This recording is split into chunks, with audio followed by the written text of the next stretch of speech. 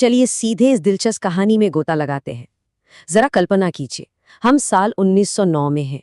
बॉम्बे की एक अदालत खचाखच भरी हुई है और वहां एक बेहद गंभीर सुनवाई चल रही है।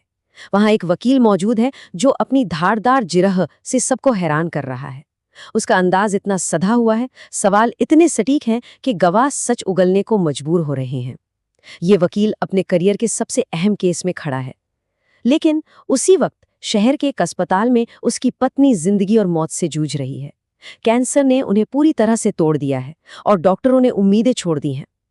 तभी अचानक अदालत में एक चपरासी आता है। उसके हाथ में एक मुड़ा तोड़ा सा कागज है। वो दबे पांव आता है और वो पर्ची उस वकील को दे देता है। वकील उसे खोलता है, पढ़ता है और बस कुछ पल के लिए यूं ही स्थिर खड़ा रह जाता है। उस नोट में लिखा था कि उनकी पत्नी अब इस दुनिया में नहीं रही। अब आप खुद सोचिए, किसी भी आम इंसान के लिए ये खबर कितनी दिल तोड़ने वाली होती। शायद कोई और होता तो उसी पल सब कुछ छोड़कर वहां से भाग खड़ा होता, मगर इस इंसान ने ऐसा नहीं किया। उसने बहुत ही शांति से उस नोट को मोड़ा, अपने कोट की जेब में रखा और वापस अपनी जिरह करने लगा। जी हाँ, उसने गवाहों से कड़े सवाल किए, अपने तर्क रखे और अंततः वो केस जीत गया। जब सुनवाई खत्म हुई और लोग बाहर जाने लगे, तब जाकर उसने अपने सहयोगियों को बड़ी ही शांति से बताया कि उसकी पत्नी का निधन हो गया है। पूरे कोर्टरूम में एक भारी सन्नाटा फैल गया। ये कोई मनगढ़ंत कहानी नहीं है, बल्कि ये हमारे आज के इस पूरे विश्लेषण का सबसे मजबूत आधार है। मतलब सोचकर देखिए, जिस इंसान के भीतर कर्तव्य का बोध, अपनी जिम्मेदारी का एहसास इतना गहरा हो कि जीवन का सबसे बड़ा व्यक्तिगत दुख भी उसे अपने काम से डिगा न सके, वो कोई साधारण व्यक्ति तो बिल्कुल नहीं हो सकता। उसका हृदय लोहे जैसा, फौलाद जैसा मजबूत ही होना चाहिए। और बिल्कुल यही वकील आगे चलकर भारत का लौह पुरुष यानी सरदार वल्लभ भाई पटेल कहलाया। लेकिन यहाँ पर हम एक बहुत बड़ा मिथक तोड़ने वाले हैं। अक्सर हम सब यही मानते हैं ना कि सरदार पटेल सिर्फ अपनी कठोर इच्छा शक्ति के लिए जाने जाते थे। लेकिन इस विश्लेषण का मुख्य बिंदु कुछ और ही है। हम ये देखेंगे कि उनका हर एक कदम, उनका हर एक फैसला सिर्फ फौलादी इच्छा शक्ति से नहीं, बल्कि फौलादी तर्क यानी आयरन लॉजिक से प्रेरित था। वो भावनाओं में बहकर फैसले लेने वाले नेता नहीं थे, बल्कि एक बेहद तार्किक, यथार्थवादी और रणनीतिक दिमाग वाले इंसान थे। तो इस विश्लेषण में आपका स्वागत है। आज हम सरदार वल्लभ भाई पटेल के आयरन विल और आयरन लॉजिक के पीछे की सच्चाई को डिकोड करेंगे। हम समझेंगे कि कैसे उन्होंने सुभाष चंद्र बोस के खिलाफ एक बड़ी कानूनी लड़ाई लड़ी, रियासतों को एक साथ जोड़ा, कश्मीर की उलझी हुई पहेली को सुलझाया और कैसे वो भारत के बेताज प्रधानमंत्री बने। तो चलिए शुरुआत करते हैं हमारे पहले हिस्से से, द आयरन विल यानी फौलादी इच्छा शक्ति। आपको शायद ये जानकर हैरानी हो कि शुरुआत में वल्लभ भाई पटेल कोई जन्मजात क्रांतिकारी नहीं थे। 1916 या 17 के आसपास जब उनकी महात्मा गांधी से पहली मुलाकात हुई थी, तो वे गांधी जी से बिल्कुल भी प्रभावित नहीं हुए थे। उस वक्त पटेल बॉम्बे के सबसे महंगे, सबसे सफल वकीलों में गिने जाते थे। उन्हें गांधी जी के जो ब्रह्मचर्य और आत्मसंयम वाले विचार थे ना, वो बेहद अव्यवहारिक लगते थे। वो तो एकदम सूट बूट पहनने वाले एक पक्के प्रोफेशनल थे। लेकिन जब उन्होंने संगठित विरोध की असली ताकत देखी, तो उनके सोचने का नजरिया बिल्कुल बदल गया। साल 1918 की बात है, जब ब्रिटिश सरकार ने अकाल से पीड़ित खेड़ा के किसानों की टैक्स माफ करने की मांग को ठुकरा दिया। तब पटेल ने गांव-गांव जाकर किसानों को एकजुट किया। और मजे की बात यह है कि उन्होंने यहाँ भी एक वकील की तरह ही काम किया। उन्होंने स्वयं सेवकों का एक जबरदस्त नेटवर्क बनाया और किसानों के अनाज, पशुओं और अहम दस्तावेजों को बहुत ही सुरक्षित तरीके से छिपवा दिया। आखिर में ब्रिटिश सरकार को झुकना ही पड़ा। फिर 1923 में बोरसद में डकैतों से निपटने के नाम पर लगाए गए एक अन्यायपूर्ण टैक्स के खिलाफ उन्होंने 6000 किसानों को संगठित किया और सरकार को वो टैक्स भी वापस लेना पड़ा। ये उनके कमाल के जनसंपर्क कौशल का सबूत था। लेकिन उनकी असली पहचान बनी 1928 के बारदोली सत्याग्रह से। अकाल और भारी टैक्स से परेशान जनता के लिए उन्होंने ऐसा नेटवर्क बनाया जिसे भेदना नामुमकिन था। उन्होंने इस आंदोलन में महिलाओं को आगे किया और ब्रिटिश सरकार के हर दमन का बिल्कुल अहिंसक और तार्किक जवाब दिया। जब जब्त की गई जमीनें लौटाई गईं और टैक्स बढ़ोतरी वापस ली गई, तो वहां की महिलाओं ने पहली बार उन्हें सरदार कहकर पुकारा। बस यहीं से उनका नेतृत्व एक मशीन की तरह बिल्कुल अनुशासित और सटीक हो गया। अब आगे बढ़ते हैं हमारे अगले अध्याय की तरफ, कानून, तर्क और सुभाष चंद्र बोस। पटेल का ये जो अनुशासन था ना, वो सिर्फ अंग्रेजों के खिलाफ नहीं था, अपनों के बीच भी वो उतने ही तार्किक थे, बल्कि शायद उससे भी ज्यादा। इसका सबसे बड़ा सबूत हमें 1933 की एक बहुत ही हैरान करने वाली घटना से मिलता है, जो पटेल के आयन लॉजिक को पूरी तरह से साबित कर देती है। हुआ ये कि 1933 में जिनेवा में पटेल के बड़े भाई विठल भाई पटेल का निधन हो गया। उनके अंतिम दिनों में उनके पास सुभाष चंद्र बोस मौजूद थे। अब खबर ये आई कि विठल भाई ने अपनी संपत्ति का 3/4 हिस्सा सुभाष चंद्र बोस के नाम कर दिया है, ताकि वो विदेशों में भारत के स्वतंत्रता आंदोलन को और मजबूत कर सकें। ऊपर से देखने पर यह एक बेहद भावुक और क्रांतिकारी कदम लगता था, लेकिन जब ये खबर भारत पहुंची तो वल्लभ भाई पटेल ने एक वकील की एकदम शांत और पैनी नजर से उस वसीयत को देखा। उन्होंने बिल्कुल एक सर्जिकल स्ट्राइक की तरह सवाल दागने शुरू किए। क्या इस वसीयत की पुष्टि किसी डॉक्टर ने की है?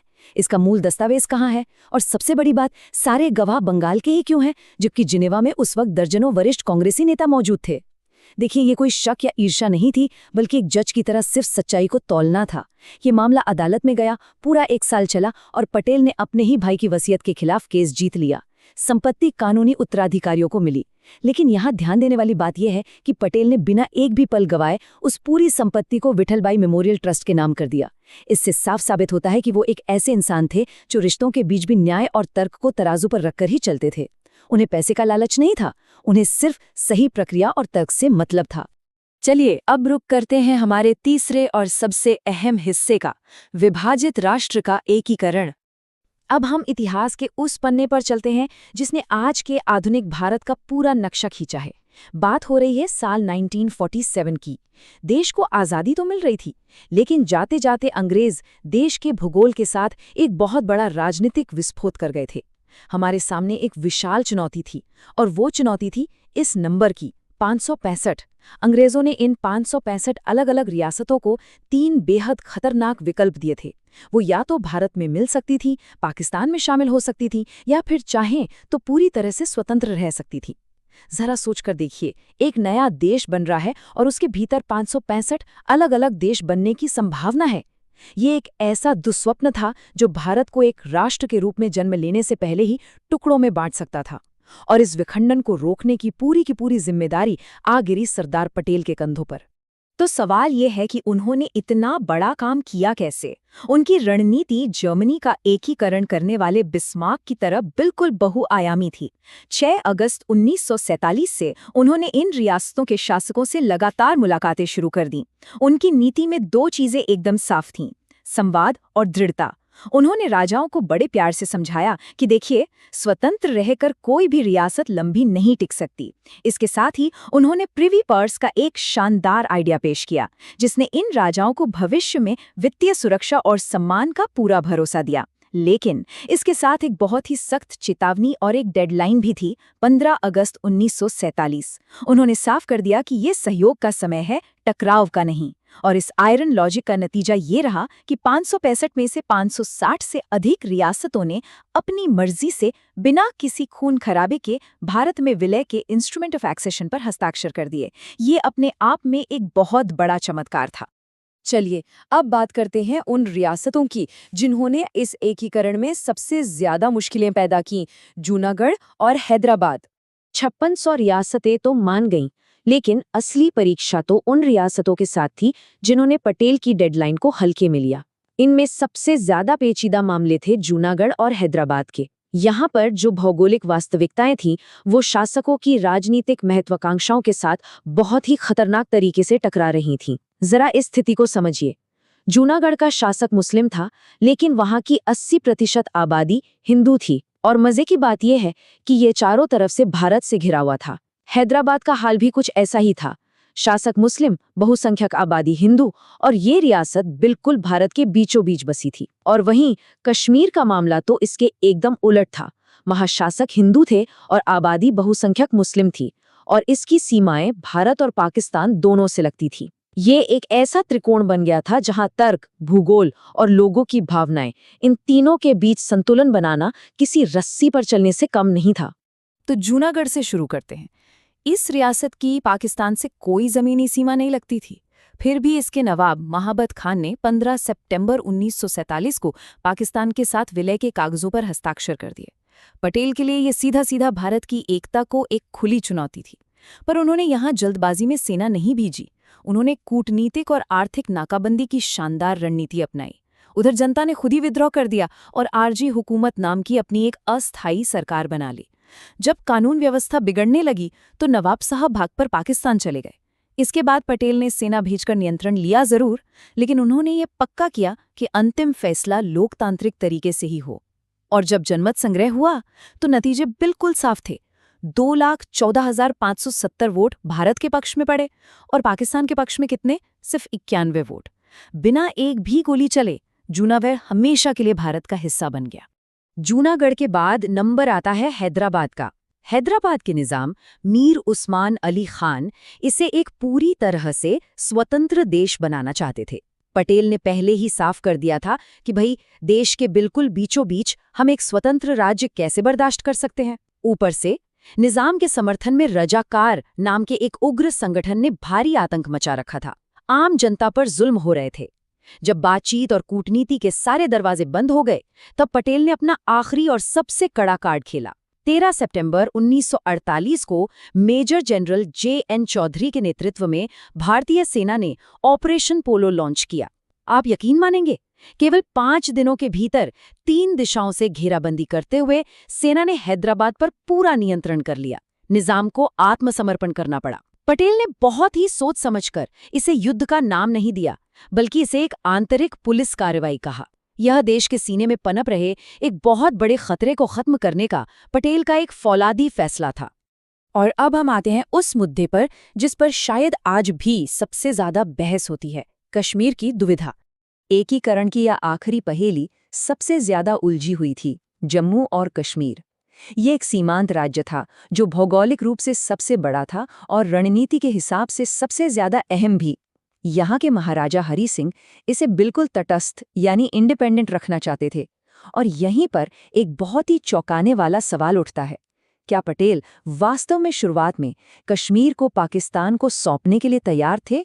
कई इतिहासकारों और पूर्व अधिकारियों जैसे वीपी मेनन और सैफुद्दीन सोज की किताबों में यह दावा किया गया है कि अक्टूबर 1947 से पहले पटेल कश्मीर को लेकर कुछ खास आक्रामक नहीं थे। ऐसा कहा जाता है कि उन्होंने इस बात के संकेत दिए थे कि अगर महाराजा हरी सिंह पाकिस्तान के साथ जाना चाहें तो भारत को कोई ऐतराज नहीं होगा। इसके पीछे सोच यह थी कि अगर पाकिस्तान हैदराबाद पर से अपना दावा छोड़ दे तो भारत कश्मीर पर ज्यादा जोर नहीं देगा। यह उस समय की एक बहुत ही यथार्थवादी और गिव एंड टेक वाली राजनीतिक सोच लगती है। लेकिन क्या कहानी वाकई इतनी ही सीधी थी? कहानी में असली ट्विस्ट तब आता है जब हम जूनागढ़ वाले एपिसोड को देखते हैं। अगर पटेल का शुरुआती रुख न्यूट्रल था भी, तो जूनागढ़ की घटना ने उसे पूरी तरह से पलट कर रख दिया। जूनागढ़ इस पूरी कहानी का कैटलिस्ट यानी उत्प्रेरक बन गया। जब पाकिस्तान ने वहां की जनता की भावनाओं और भूगोल को पूरी तरह दरकिनार करके जूनागढ़ के मुस्लिम नवाब का पाकिस्तान में विलय स्वीकार कर लिया, तो पटेल का आयरन लॉजिक पूरी तरह से एक्टिव हो गया। उनका तर्क एकदम क्रिस्टल क्लियर था। अगर पाकिस्तान ये मानता है कि एक मुस्लिम शासक एक हिंदू बहुल राज्य को पाकिस्तान में मिला सकता है, तो फिर वही नियम कश्मीर पर लागू क्यों नहीं हो सकता? एक हिंदू महाराजा मुस्लिम बहुल कश्मीर को भारत में क्यों नहीं मिला सकता? बस इस एक तर्क और इस एक घटना ने पटेल को कश्मीर के एकीकरण का सबसे बड़ा और आक्रामक रक्षक बना दिया। फिर अक्टूबर 1947 में जब पाकिस्तानी कबायलियों ने कश्मीर पर हमला किया और महाराजा ने विलय पत्र पर हस्ताक्षर कर दिए, तब कश्मीर को लेकर पटेल और जवाहरलाल नेहरू के नजरिए में एक बहुत बड़ा और स्पष्ट अंतर देखने को मिला। पटेल का साफ मानना था कि कश्मीर में भी हैदराबाद की तरह ही एकदम स्पष्ट और निर्णायक सैन्य कार्रवाई होनी चाहिए और पाकिस्तान को वहां से पूरी तरह खदेड़ देना चाहिए। दूसरी तरफ नेहरू जी कूटनीतिक रास्ते और अंतर्राष्ट्रीय मंच पर भारत की छवि को लेकर थोड़े ज्यादा फिक्रमंद थे। इसीलिए उन्होंने इस मामले को संयुक्त राष्ट्र यानी UN में ले जाने का फैसला किया, जिसका नतीजा ये हुआ कि युद्ध विराम लग गया और एक लाइन ऑफ कंट्रोल खींच दी गई। पटेल किसी भी तरह के विदेशी दखल के बिल्कुल खिलाफ थे। इसी तरह पटेल पाकिस्तान को 55 करोड़ रुपए की जो बकाया राशि देनी थी उसके भी सख्त खिलाफ थे, क्योंकि उन्हें अंदेशा था कि पाकिस्तान इस पैसे का इस्तेमाल भारत के खिलाफ ही करेगा। हम यहाँ किसी का पक्ष नहीं ले रहे हैं, बस ये बता रहे हैं कि ये दोनों दृष्टिकोण हमारे देश के इतिहास के दो अलग अलग रास्तों को कितनी गहराई से दर्शाते हैं। चलिए अब इस विश्लेषण के सबसे अंतिम और शायद सबसे भावुक हिस्से पर चलते हैं, बेताज प्रधानमंत्री। राष्ट्र का एकीकरण तो एक तरफ है, लेकिन इस नए स्वतंत्र भारत का नेतृत्व किससे मिलना था, ये कहानी का एक और बेहद अहम हिस्सा है। 1946 का साल था। ये तय होना था कि आजाद भारत का पहला प्रधानमंत्री कौन बनेगा। नियम साफ था, जो कांग्रेस का अध्यक्ष बनता वही प्रधानमंत्री पद का स्वाभाविक दावेदार होता। अप्रैल 1946 में कांग्रेस कार्यकारिणी समिति की अहम बैठक हुई। अध्यक्ष का चुनाव 15 प्रांतीय कांग्रेस कमेटियों यानी पीसीसीज की सिफारिशों पर होना था, और जब नतीजे आए तो वो बिल्कुल स्पष्ट थे। 15 में से 12 कमेटियों ने भारी बहुमत के साथ सरदार पटेल का नाम आगे किया था। बाकी की 3 कमेटियों ने जेबी कृपलानी और पट्टाभी सीतारमैया का नाम सुझाया था। और सबसे ज्यादा हैरानी की बात ये थी कि जवाहरलाल नेहरू का नाम किसी भी प्रांतीय कमेटी ने नहीं भेजा था। अगर हम विशुद्ध रूप से लोकतांत्रिक चश्मे से देखें तो पटेल भारत के पहले प्रधानमंत्री पद के लिए जनता और पार्टी की निर्विवाद पसंद थे। लेकिन जैसा कि हम जानते हैं, इतिहास हमेशा सिर्फ संख्याओं और आंकड़ों के हिसाब से नहीं चलता। यहाँ महात्मा गांधी का नजरिया सबसे ज्यादा महत्वपूर्ण हो गया। गांधी जी ने ये बिल्कुल स्पष्ट कर दिया था कि उनकी व्यक्तिगत पसंद नेहरू ही हैं। उन्होंने इसके पीछे एक बड़ा कारण बताते हुए कहा था कि नेहरू अंतर्राष्ट्रीय मामलों की बेहतर समझ रखते हैं और वे दुनिया के सामने भारत का एक आधुनिक और वैश्विक चेहरा बन सकते हैं। इसके अलावा एक और तार्किक कारण ये भी माना जाता है कि उस समय पटेल की उम्र काफी हो चुकी थी और उनका स्वास्थ्य लगातार गिर रहा था। गांधी जी शायद ये नहीं चाहते थे कि एक नए नाजुक से राष्ट्र की कमान ऐसे हाथों में हो जो शारीरिक रूप से कमजोर पड़ रहे हों। आसान शब्दों में कहें तो गांधी जी के लिए नेहरू दुनिया के सामने भारत का चेहरा थे, जबकि पटेल देश की अंदरूनी ताकत और रीढ़ की हड्डी थे। और ठीक यहीं पर हमें पटेल की उस महानता के दर्शन होते हैं जो किसी भी कुर्सी या सत्ता से बहुत बहुत ऊपर थी। जब ये साफ हो गया कि गांधी जी आखिर क्या चाहते हैं, तो जेबी कृपलानी ने एक नाम वापसी का पत्र टाइप करवाया और उसे चुपचाप पटेल के सामने रख दिया। पटेल ने उस कागज को देखा और बिना एक भी शब्द कहे पूरी तरह से मौन रहकर उस पर अपने हस्ताक्षर कर दिए। आपको जानकर हैरानी होगी कि ये उनके जीवन में पहली या दूसरी बार नहीं बल्कि चौथी बार था जब उन्होंने पार्टी और गांधी जी के सम्मान की खातिर खुद को पीछे खींच लिया था। इसे उनकी हार बिल्कुल नहीं कहा जा सकता। ये तो राष्ट्र निर्माण के लिए किया गया उनका अंतिम और सबसे बड़ा व्यवहारिक बलिदान था। प्रधानमंत्री की कुर्सी भले ही नेहरू की थी, लेकिन उस सशक्त राष्ट्र की नींव तो सरदार ने ही रखी थी। तो इस पूरे घटनाक्रम और इतिहास के पन्नों को पलटने के बाद एक बहुत ही गहरा सवाल हमारे सामने आता है। अक्सर इतिहास नेताओं को सिर्फ उनके पदों से, उनकी कुर्सियों से याद रखता है, लेकिन सोचिए जरा, यदि किसी भी नेता की महानता और उसकी विरासत सिर्फ इस बात से मापी जाए कि उसने अपने देश की सीमाओं को कैसे घड़ा, कैसे उसने विखंडन के कगार पर खड़े टूटते हुए एक राष्ट्र को एक सूत्र में पिरोया, तो फिर इस आधुनिक भारत का असली निर्माता किसे माना जाना चाहिए? सरदार वल्लभ भाई पटेल, जिन्होंने कभी प्रधानमंत्री का वो ताज तो नहीं पहना, लेकिन अपने उसी फौलादी तर्क और फौलादी इच्छा शक्ति से एक ऐसे भारत का निर्माण कर दिया जिस पर आज हम सब गर्व करते हैं। ये एक ऐसा सवाल है जिस पर हम सबको जरूर विचार करना चाहिए। इस खास विश्लेषण में हमारे साथ जुड़ने के लिए आपका बहुत बहुत धन्यवाद।